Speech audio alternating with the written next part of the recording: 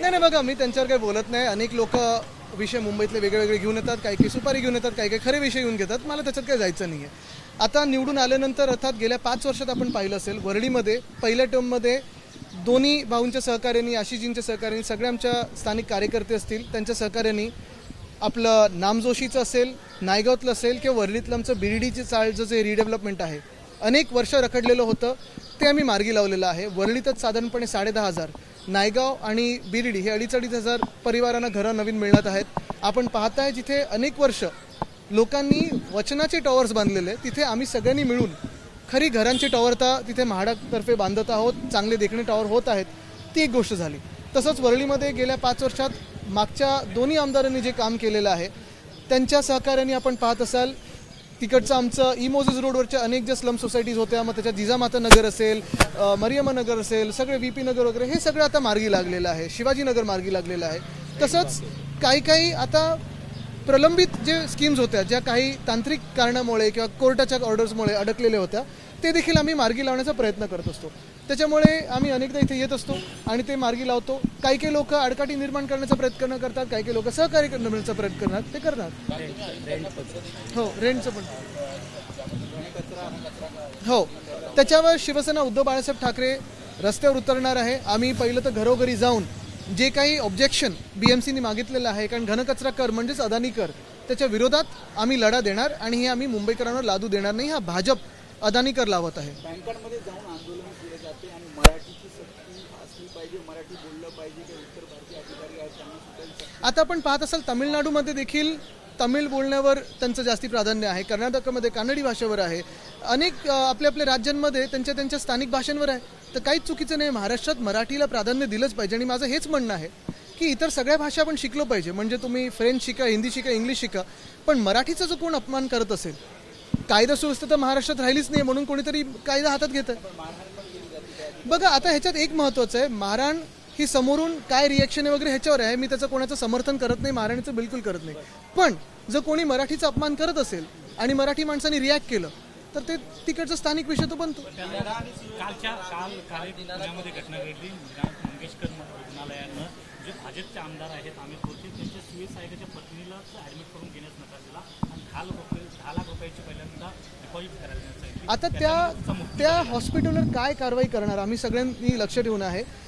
फक्त भाजपचे आमदारांचे PA म्हणून नाही, तर एक महाराष्ट्राचे किंवा ह्या देशातले नागरिक ज्यांना खरोखर गरज आहे, गरजू लोकांना जेव्हा आपण पाहतो आणि अशा इमर्जन्सी सिच्युएशनमध्ये ते महिलेची मला वाटतं मृत्यू झालेला आहे, हे अतिशय दुर्दैवी. आणि महाराष्ट्रासारख्या प्रगत राज्यात असं व्हायला लागलं जिथे आपण आत्ता अनेकदा म्हणजे लाडकी बहीणबद्दल वगैरे चर्चा करतोय, राजकारण न जाता मला वाटतं त्या हॉस्पिटलवर किंवा जे कोणी ते संचालक असतील त्यांच्यावर कडक कारवाई झाली पाहिजे. आंदोलन देखील पुण्यामध्ये घेतलं जातं. नक्कीच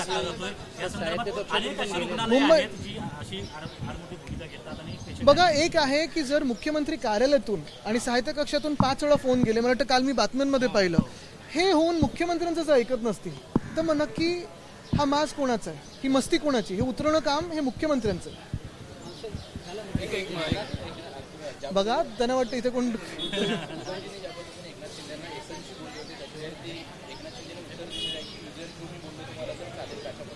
मला वाटतं यूज अँड थ्रो म्हणजे स्वतः पैसे खायचे आणि पळून जायचं.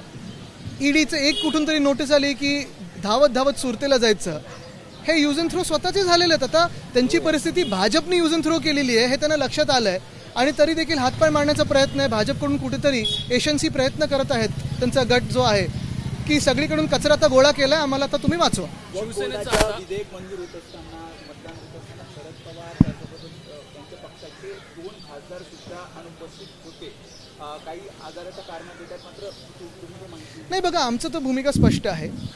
मला त्यांच्या पक्षाची माहिती नाही, मी त्यांच्यासाठी बोलू नाही शकत. पण एक महत्त्वाचं आहे, आपण बघा ज्या प्रकारे भाजपच्या सर्व नेत्यांनी भाषणं केली, ज्या प्रकारे त्यांनी भाषणं अशाच सांगितलं की गरीब मुसलमानांना मदत होणार, गरीब मुस्लिम समाजाला मदत होणार, अमुक होणार तमुक होणार. मग मला तुम्ही सांगा, जिन्हापेक्षा जास्ती प्रेम जे आज मुस्लिम समाजाबद्दल दाखवत आहेत ते हिंदुत्व त्यांनी सोडलंय की आम्ही सोडलंय? आणि नक्की अजून एका प्रश्नाचं उत्तर हे भाजपकडून आलं पाहिजे की वक्फचं तुम्ही ठीक आहे, आता बाहेर तुम्ही सोशल मीडियावर काही चालवाल, पण वक्फचं बिल जर वाचलं आणि त्याचे जर अंमलबजावणी झाल्यानंतर जे काही पडसाद देशात होतील ह्याच्यात हिंदूंना काय फायदा होणार आहे, हिंदुत्वाचे त्याच्यात एक तरी गोष्ट आहे का, हा पहिला प्रश्न झाला. दुसरी गोष्ट म्हणजे त्यांनी आज जे वक्फबद्दल केलेलं आहे, उद्या ते पारसींबरोबर करतील, ख्रिश्चन समाजाबरोबर करतील, बौद्ध समाजाबरोबर करतील, ते जैन समाजाबरोबर करतील. कारण आमची हिंदूंची जमिनी तर हे घ्यायला तर सुरू केलं आहे भाजपने.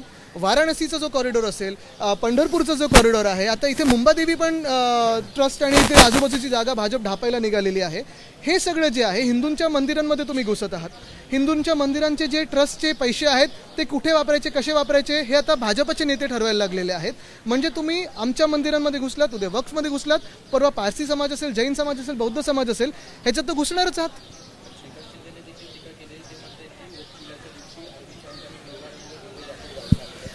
काय आहे ना की काही काही बालिश लोक असतात, रंगावरनं कधी धर्म ठरत नाही. रक्ताचं रंग हे लाल असतं. मध्ये भाजप बोललं ना की लाल माओवादी वगैरे, रक्त तुमचं सगळ्यांचं लाल आहे आणि रंग हे सगळ्यांचे आहेत ना. असे फालतू चर्चांमध्ये मला जाण्यात काही रस नाही आहे, कारण त्यांची ती बुद्धी तेवढीच आहे. ते जाऊ दे, त्यांना सोडून द्या. आमच्यामध्ये पण असताना तेवढीच किंमत द्यायचो. म्हणून कोल्ड कॉफी मला वाटतं घ्यायची. शिवसेनेकडून आता पालिकेच्या कारभारावरती लक्ष असणार आहे. प्रत्येक विभागावर एक नेता निवडण्यात येणार अशा प्रकारची रणनीती आहे. कोणाकडून? आमच्याकडून आम्ही प्रत्येक विभागात तर आहोत, पण सगळ्या पालिकेमध्ये, आता पुण्यात तुम्ही पहा, नाशिकमध्ये पहा, नगरमध्ये पहा, नागपूरमध्ये पहा, एकंदर महाराष्ट्रात शासन चालतंय की नाही चालत आहे हाच प्रश्न आहे ना. आता मुंबईत तुम्ही मला सांगा, पाण्याचा प्रश्न आहे की नाही आहे, कचऱ्याचा प्रश्न आहे की नाही, त्याच्यावर अदानी कर लावला जातोय. BSTवर जनरल मॅनेजर नेमलाय का एवढ्या मोठ्या संस्थेवर? नाही.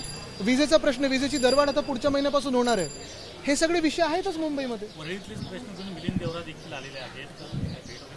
काय तर ते सगळे ठीक आहे, जाऊ दे.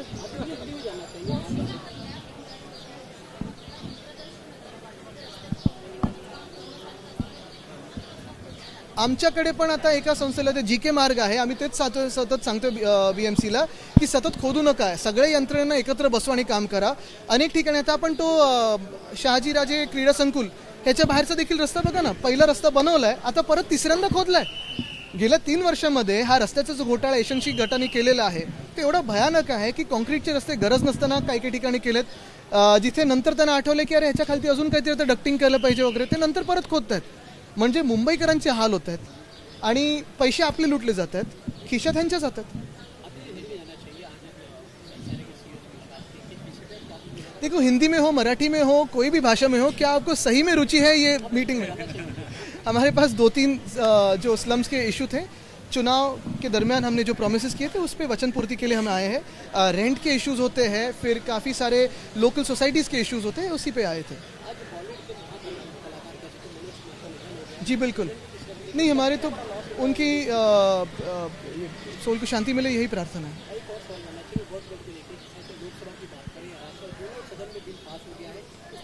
वक्फ का जो बिल पास हुआ है, काफ़ी सारे सोशल मीडिया पे मैं बातें देख रहा हूँ, पढ़ रहा हूँ, सुन भी रहा हूँ, लेकिन 2-3 अहम सवाल है. जिन्ना से भी ज़्यादा प्यार जिस भाजपा ने मुस्लिम समाज के प्रति दिखाया है, यही भाजपा है. कभी उनको गाली देती है, कभी उनको जहर पिलाने की बात करती है, कभी सौगाते मोदी, सौगाते सत्ता करती है. इस भाजपा का रवैया क्या है ये पहले वोट तय करे. कभी कभी बोलते कि हम हिंदुत्ववादी हैं, कभी कभी बोलते हम सारे लोगों को सबका साथ सबका विकास, अभी सबका विनाश करने जा रहे हैं. यही भाजपा है जो 2014 में विकास के मुद्दे पे लड़ी थी. अभी विकास कहाँ गया किसी को पता नहीं. 2019 में देश हित और राष्ट्रीयत्व के मुद्दे पे चली थी. आज वही भाजपा है जो चीन घुस के आया है, जो POK है उस पर शांत है. और आज भाजपा सोच रही हिंदुत्व पे. मैं ये लिख के दे सकता हूँ कि अगले 5 साल में हिंदुओं के भी हाल ये ऐसे ही करेंगे जैसे इन्होंने सबके किए हैं. आज जो भी कह रहे कि ये वक्फ बिल हिंदुत्व के बारे में है, देखिए सोशल मीडिया पे क्या भाजपा चलाता है इसके बारे में मुझे कोई लेना देना नहीं है, लेकिन अगर आप वक्फ बिल पढ़े तो मुझे असल में कहिए कि ये वक्फ के कारण हिंदुओं को क्या हित मिलने वाला है. क्या उसमें एक भी शब्द हिंदुओं के बारे में है? कोई हिंदू हित के बारे में सोचेगा? क्योंकि अगर इतना प्यार मुस्लिम समाज के प्रति है भाजपा का, तो फिर हिंदुत्व किसने छोड़ा है? भाजपा ने छोड़ा है, उनके सहयोगी दलों ने छोड़ा है कि विरोधी पक्ष ने छोड़ा है? हम तो यही कह रहे हैं कि आज जैसे वक्फ में गए हैं, वैसे ही पहले इन्होंने वाराणसी कॉरिडोर हो, फिर काफ़ी सारे देश भर में जो कॉरिडोर्स और मंदिर के ट्रस्ट ये लेना चाहती है भाजपा, वैसे ही हिंदुओं में भी आए हैं. मुस्लिम समाज में अभी ये उनकी ज़मीनें छीनना चाहते हैं. अयोध्या में तो लोढ़ा और अदानी को ज़मीनें दी है. और ये सारी बातें हुए होते, अभी अगला जो निशाना होगा भाजपा का वो जैन ट्रस्ट होगा, क्रिश्चियन ट्रस्ट होगा, बुद्धिस्ट ट्रस्ट होगा, पारसी ट्रस्ट होगा, क्योंकि भाजपा का एक ही भाजपा की नीति है, सारी ज़मीनें लो और अपने मालिक यानी अदानी को दो।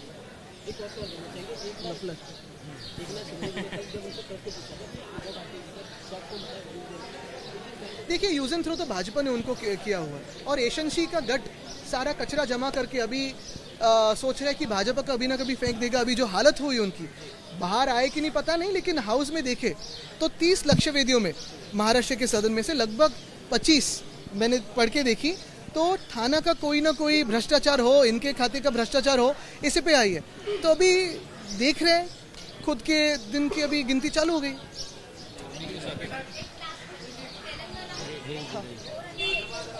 हाँ, महत्वाचा प्रश्न विचारला आपण दादा। एक मिनट जरा खुद। हाँ, तेलंगाना में जो कल मैंने देखा, हैदराबाद में डिफॉरेस्टेशन हो रहा है, मैं वहाँ के सीएम साहब से यही विनती करूँगा कि ये रोका जाए, क्योंकि ये मुनासिब नहीं है, ठीक नहीं है। कहीं भी डिफॉरेस्टेशन और जहाँ बायोडाइवर्सिटी है, जहाँ वाइल्ड लाइफ है, वहाँ रोका जाए। मैंने जाना है, जब तक मैं जानता हूँ सीएम साहब को, वहाँ के रेवंत जी को, बहुत ही सेंसिटिव व्यक्ति है, और मेरा पूरा विश्वास है कि सारे वहाँ के विद्यार्थियों की बात सुन के, सारे वहाँ के रहवासियों की बात सुन के वो ये डिफॉरेस्टेशन को रोक देंगे। मैं सारे जो वहाँ के स्टूडेंट्स हैं, जो वहाँ के सिटीजन्स हैं, उनको भी शाबाशी देता हूँ कि वो लड़ रहे हैं और हमारे पूरे पर्यावरण के लिए लड़ रहे हैं। एक मिनिट नाही तर तुम्हाला माईक हातात देतील। हा, बघा, मी सगळीकडे, मग ते जोशीमठ असो किंवा महाराष्ट्रातलं कुठचं अजनीवन असो, पुण्याचं रिव्हरफ्रंट डेव्हलपमेंट असो, जिथे जिथे पर्यावरणाचा ऱ्हास होतो तिथे मी बोलण्याचा प्रयत्न करतो, आणि तिथे नक्कीच मी आडवा येणार, दंडणार।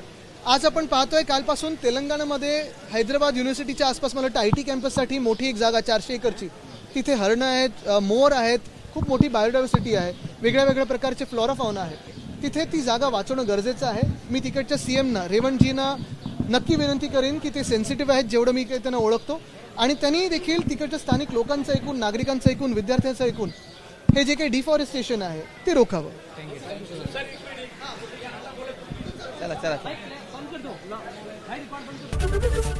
ABP माझा, उघडा डोळे बघा नीट।